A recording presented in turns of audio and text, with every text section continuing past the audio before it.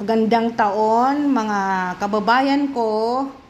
Ang ating paksa ngayon ay sino ba ang mga forecasted na lucky Chinese zodiac animals in 2025.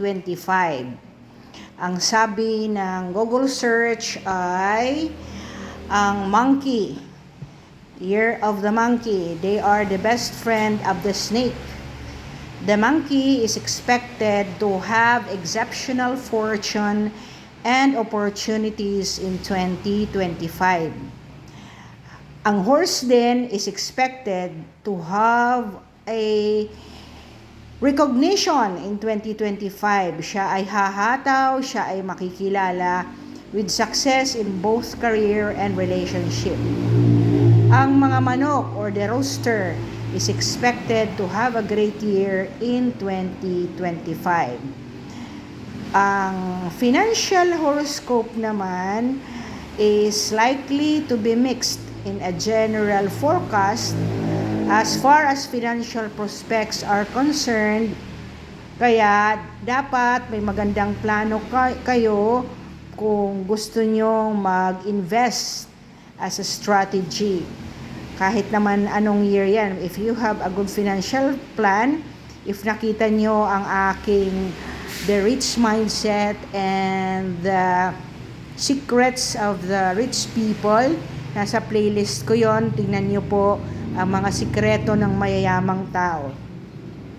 In 2025, one of the most transformative trends in the workplace will be the increasing adoption of personal artificial intelligence coaches.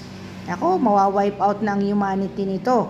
So, ang lumalabas na projection is that people will be dependent on the AI or artificial intelligence driven tools to define the means to survive or make their life more speedily research. Yan. Ang sign daw na pinaka-rich, maybe because of their supposed traits, ay ang Capricorn. Kasi may mga disiplina ang Capricorn, they strategically plan. Ang Scorpio naman, intuition and risk-taking abilities. Kasi ang third eye ng Scorpio, they are open. Ang Leo naman ay charismatic and may leadership skills. So ito yung humahataw na mga zodiac signs in the Western belief, and may mga potentials itong major na to na signs: Capricorn, Scorpio, and Leo. So let's dive in and see who's more likely to join the ranks of the super wealthy at ano ang mga zodiac sign nila.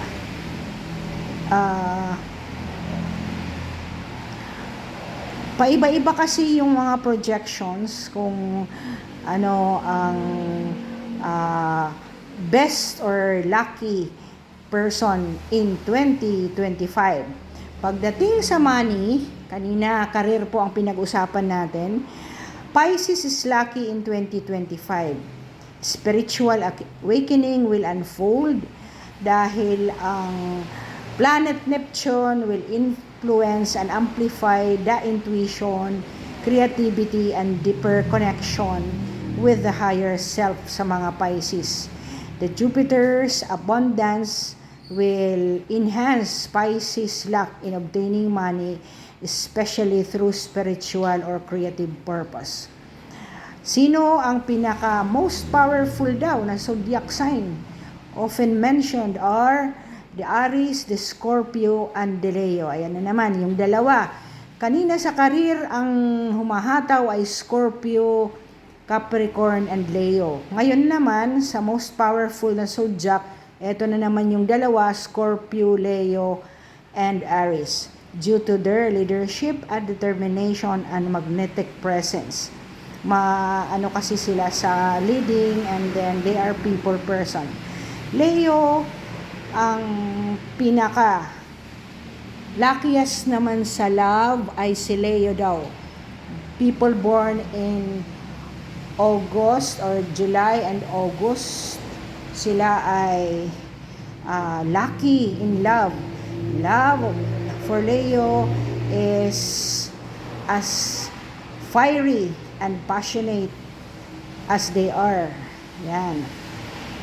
Ang Leo kasi pag pumasok lang, they shine. Life for them is a stage, is a show, stage for them. And there are another two lucky zodiac in love, and they are Libra and Taurus. Kasi ang ruling planet ng Libra and Taurus ay Venus.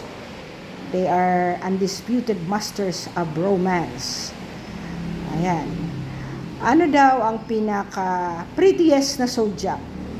Venus, the planet of love and allure, rules Libra. Wow, magaganda ang mga Libra at mga gwapo.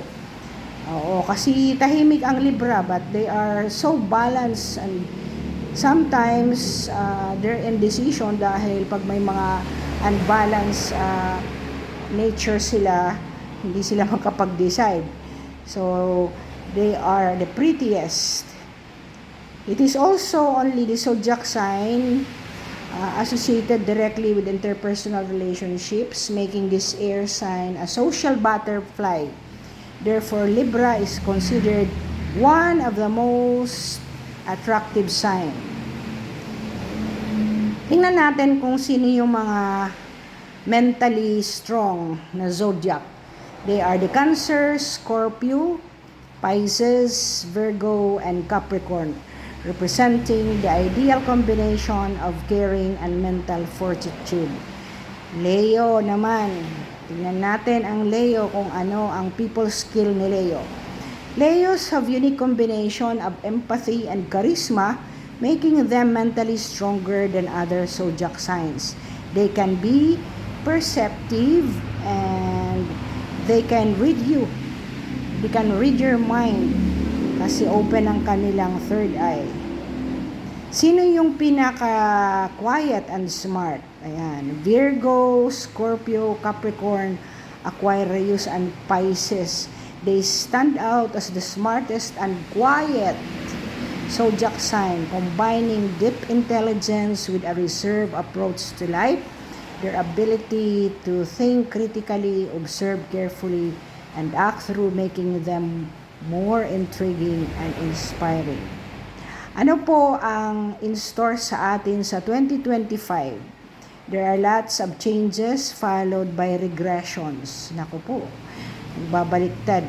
One step forward becomes one step back as some planets retrograde to the sign they were in during 2024. However, the stars are allowing us to see how we need to move forward and change. Sino po ba ang mga zodiac sign na mostly ay successful sa career? Number 1 ay Capricorn, Virgo, Scorpio, Leo, and Taurus are most successful because they have a hardworking and disciplined and leadership skills. Sino po yung mga zodiac na mahilig mag-spend ng pera? Naku po. Oo. Sana. Ayan. The article explored in this research that I have that these are the money spenders who are prone to spend luxurious items. Yan. Si Leo, si Sagittarius. Si Leo kasi hindi yan bumibili ng mga ukay-ukay. Napaka expensive niya. Kahit isa lang, basta ayaw niya yung hindi branded. Yan ang Leo. Si Sagittarian naman, dahil napaka-adventurous niya, gusto niyang mag-travel, so yan, spender din siya. Si Libra naman, they are elegant, so they also spend in luxurious items, mga na-project ng dignity. Yan. And then the Pisces spend on dreams and creativity. So, we expect for 2025, on the year of the wood snake in the Chinese zodiac, to be a year of change, creativity, and personal growth. So, let us brace for the moment. Thank you for listening to my blog, and the next time iisa-isahin ko po ang zodiac na sa Chinese naman na mga lucky for 2025, and i-divide ko po into segments. Go to my Feng Shui tips kung paano po i-arrange ang inyong mga bahay at ano ang mga kulay nila. Thank you for listening, and I hope you enjoyed my blog.